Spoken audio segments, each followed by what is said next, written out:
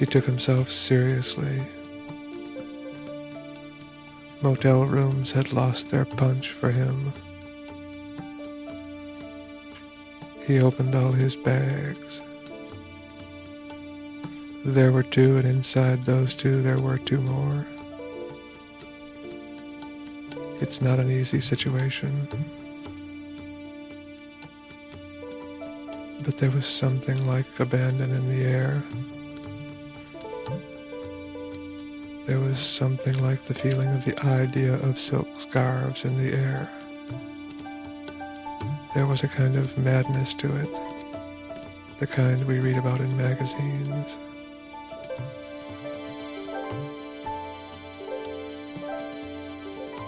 One of the bags contained a bottle of liquor, a sure sign of thoughtfulness about who one might have been. He poured himself a small drink in a fluted plastic glass sans ice. He thought to himself, if I were from the big town, I would be calm and debonair. The big town doesn't send its riffraff out.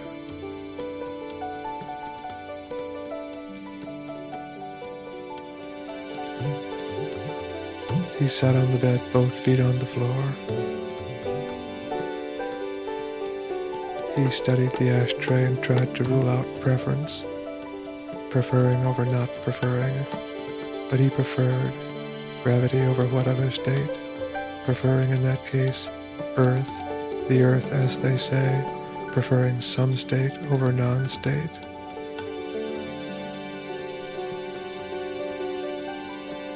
Now he grips himself with determination, even knowing that it causes sadness. He is determined to be what? He is determined to be serious.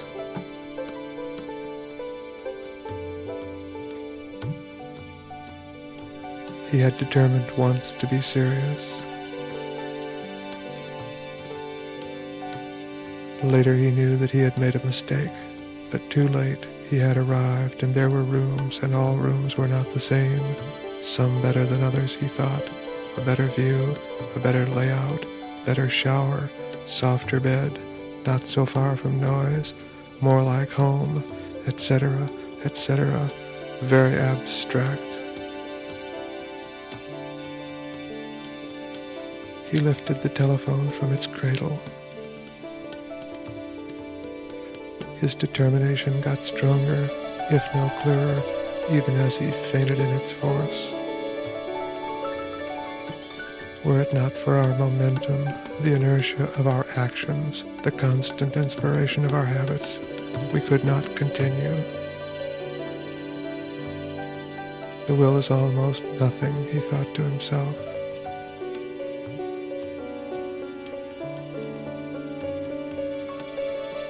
At the sound of the first ring, he hung up. He pushed down the button and listened to the silence of the object in his hand, and then he hung up. Very dramatic.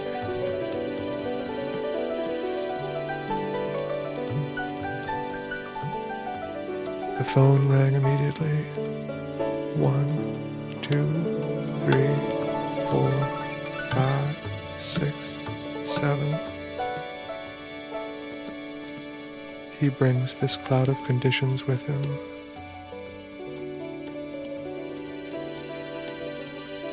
He is at the center of a ball of hot stuff that we haven't put our minds to yet. And sitting on the bed in the motel room is no different. Somewhere in another room in range, somebody got it and phoned him.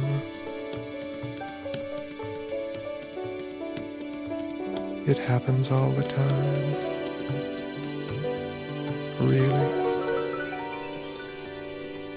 A kind of restlessness in that range. He sat and thought about obedience. He had resolved that of the two kinds, the kind that takes every message of order, rule, law as error, that everybody who passes along these messages, that loathes the buildings, that contradicts the inner voice, that resists, in short, was his, and that the other kind, how could it be?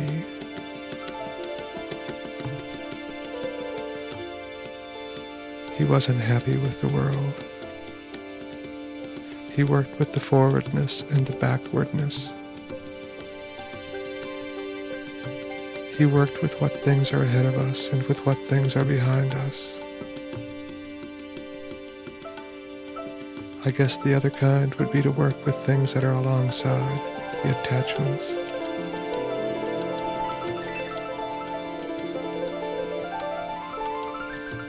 Obedience was impossible for him.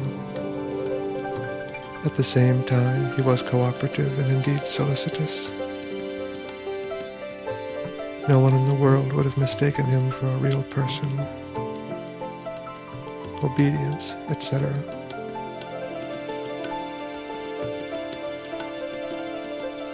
The other kind works with the things that are of the alongside us, the attachments.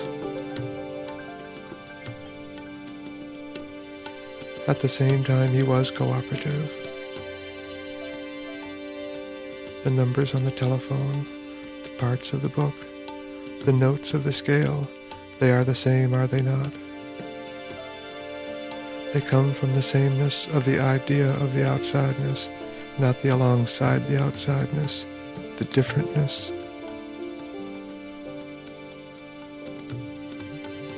It was a problem being cooperative and at the same time refusing obedience and carrying the load of the idea of differentness.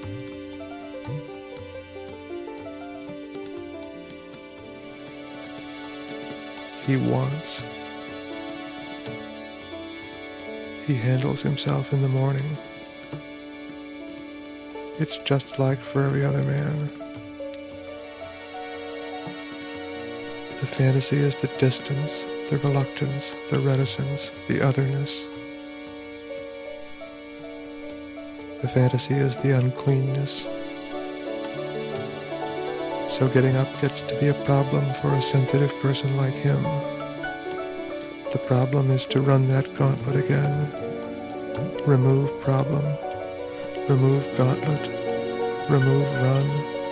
Remove is to. Remove the. Remove that. Leave this. Make this whatever. He lights the motel room with a slightly blue body light. When he is alone, he forgets sometimes to walk. He just moves. Sometimes they touch, sometimes they don't, and everything in between. As sometimes he forgets to combine talk with thinking, and just thinks, or just talks. Especially, I think, it happens in those rooms. Who knows why? The way it disconnects from what's just outside is predictable, is it not so? It never stops being a mystery. We have talked about it. When he says hello, you hear a long whining sound, which is his voice and the hello. It is as different from whatever, the way one might remember, as a sound a cat would make. He is not unusual in this, I think. He is absolutely uninhabitable. A thankless star. Remove star. Remove thankless. Remove a. Replace with. He has a special way of speaking, but it seems only to make him more like other men.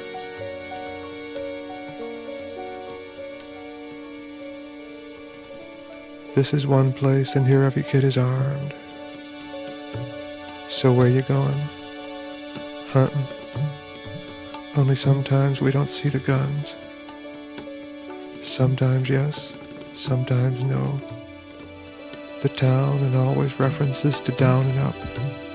Down from Des Moines, up from somewhere, missed my chance, didn't even see it, Thought it was a threat to house and home. Why don't you come up to the big town? No thanks. Looking back.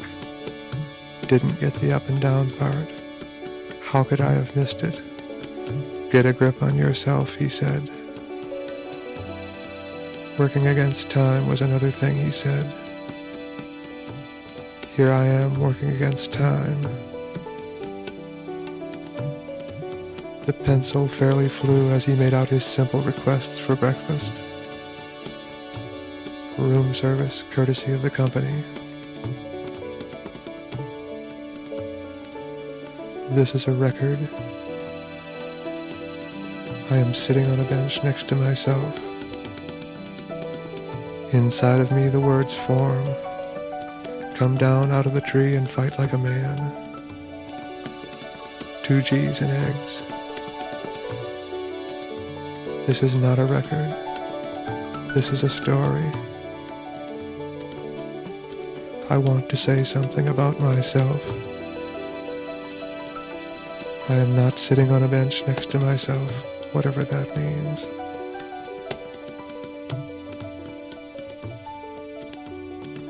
I am a city of habits. I am completely knowable in every way.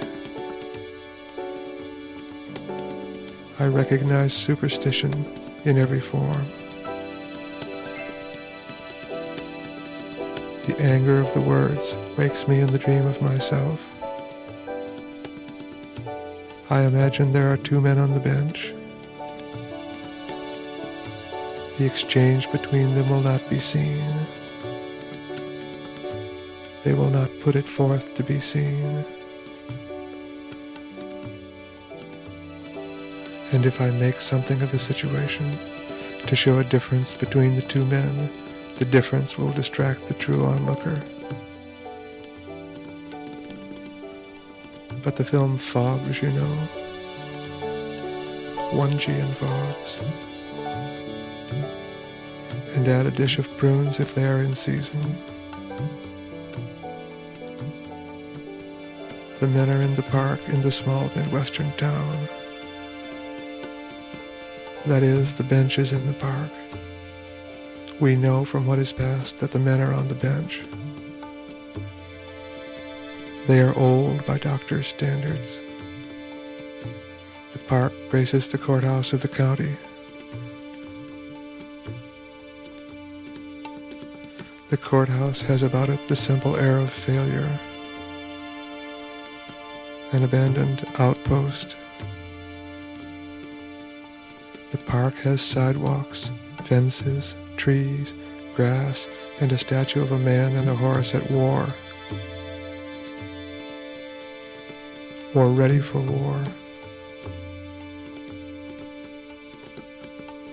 They are alone with their intentions. The sculptor has made the horse look stupid. The man's jaw is firm. The time is late morning and early summer. The sun shines. In this scene there are 2 shots. The park and all its details, frozen, broken on the right edge, sometimes up to 2/3 across the frame, by the body of a person, very close, blurred, moving almost rhythmically. We have just begun and already we are stuck, working against time, as they say. The camera is obsessed with what it sees. The park, the ragged edge. Nothing moves except the edge. The edge moves. It's as if there is no other place. His mind races. 1 G in fogs. 2 G's in eggs. When the 2 men spoke, they spoke about permanence and impermanence. They noted that there were certain things which were impermanent, and other things to which the term impermanence did not apply. Thus they came to make a great division between that which is impermanent and that which is permanent. Everything in this transitory category turned out to be the particulars of our existence, and these were divided into physical, mental, and others which were neither physical nor mental. Among those particulars which were neither physical nor mental, they listed attainment, aging, and coincidence. On the permanent side of this great division of reality was a notion they referred to as space, and by that term they meant neither conceptual space nor space as given by our senses. They meant connections. They decided that such space is irreducible and not transitory, and that it exists as long as one is alive. They wondered, naturally, what becomes of it. This impasse is no help at all. Consider his situation. For instance, he is expected to be positive and helpful about breakfast. In the order of things, it is more important that she know about the prunes than that the shot should change. And what about the problems we have seen in him? He is still sitting on the bed, both feet on the floor. The small drink in the fluted plastic glass sans ice is hardly touched. The phone has just stopped ringing. In his mind, the two men are frozen on the bench. The horse looks stupid. The warrior's jaw is firm. Incredibly slowly our view begins to slide. His idea is that death always takes one by surprise. Always. There is no way to prepare. He imagines absolute awareness on the other side. He wonders, as we all do, how it comes to you that you are dead. We were distracted by the fluid right edge. There is an absoluteness to surprise, he thinks. He applies this simple thought to the problem of how to move the shot. Incredibly slowly our view begins to slide, but begins as a problem.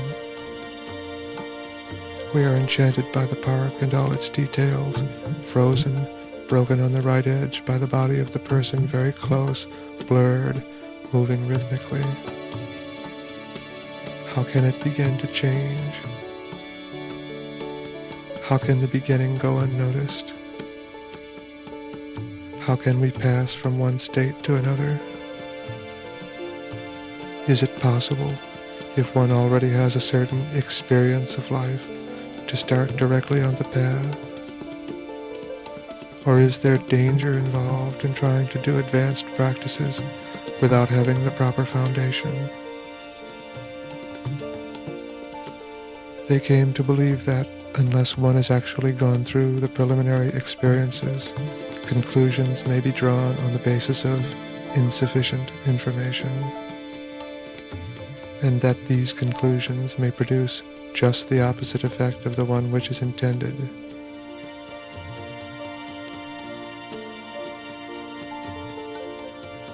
In other words, one never knows. And so the view begins to slide anyway, as they say, sliding eastward, turning eastward. The particulars moving left to right across the frame.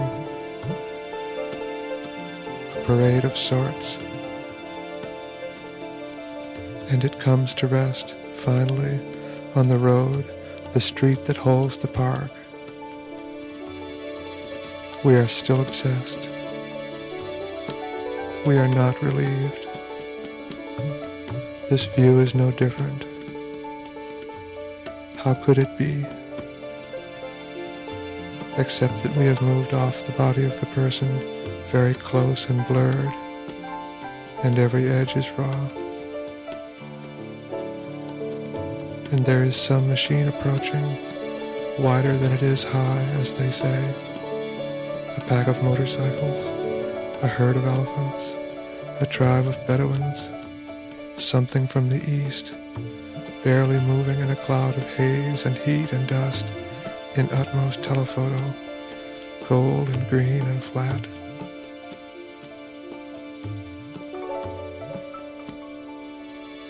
The idea of the slit, the eye of the needle.